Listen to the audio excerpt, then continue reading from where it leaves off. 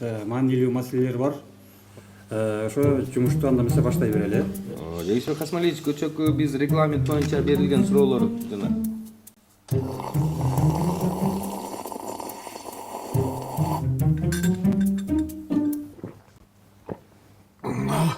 Адилет Адылбекович, Оу, сизге эмне болду?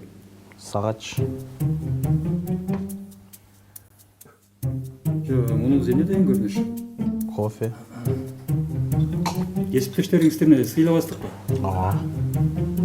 Эмне үчүн сиз мындай чогулушка халат кийип келесиз? Халат чечип салайын, Тура эт. Кыз экенсиз.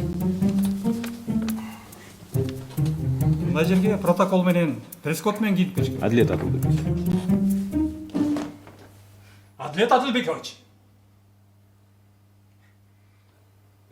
Охрана!